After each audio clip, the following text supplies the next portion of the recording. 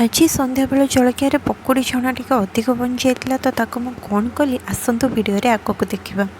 तो ये मु कटा पिज किसी नहीं टमाटो अदा रसुण किसी छेचापी नहीं जाइए आ किसी कटा कंचा लंका। तो ये तेल रे अल्प टिके हलदी नहीं कि सीझा रखा जाइथिबा आलू को भल भाव टिके भाजी नबा।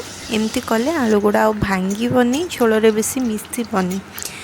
तो ये सब को सालो फ्राए कर सारा पर तेल रे आमे कटा पियाज को लेकिन से अल्प टिके लुण देदेबा। पियाज भाजी गले से कटा रखा जाइथिबा टमाटो पकेकी ताको भल भाव भाजी नबा। टमाटो पियाज एका संगे भाजी आसला परे आमे जो छेचिकी रखिथिबा अदा रसुण को आमे इथिरे देदेबा। तापर ए सब को भल भाव आउ टिके कषि नबा। तापर मु एठी अल्प टिके हल्दी गुंड नेछि।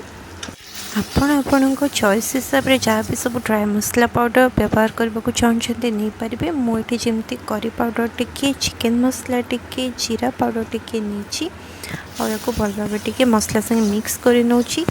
अल्प तेल रे जेहेतु मसला कषुली मसला टिके लगी लगी जाऊला से पानी से अल्प टिके देदेबा।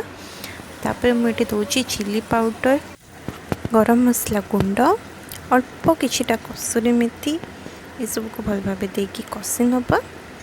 मसला टिके भल भाव कषि गला परे आमे जो सीझा आलू को भाजिकी रखिले ताको आमे एथरे ऐड करबा और भल भाव कषिबा। आपण माने कहते कि प्रथम रु पकोड़ी छणा देखिए एबे कोन आलू कषा कला बस बस किछि नहीं आको को वीडियो देखंतु सब किछि बुझी परिबे। तो ये आलू कषा हमर एकदम रेडी हो जाइछि। अधिका टिके परिमाण में पानी दबा जेमति कि टिके झोल झोल टाइप रो रहिबो। तापर पानीटा आमर फुटी आसला परे एथिरे आमे स्वाद अनुसार लुण ऐड करदबा।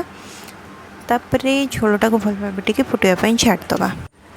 एबे झोलटा एकदम रेडी हो गला। आ ए स्टेज रे आमे बळका रही जाइथिबा पकोड़ी गुडा को ऐड करदबा आ ऊपर टिके कंचा लंका देदबा। आ देखंतु बहुत ही कम समय रे केते सुंदर तरकारीटा हमर बनिके एकदम रेडी हो जाइछि। आपण माने भी एमती बनांती कि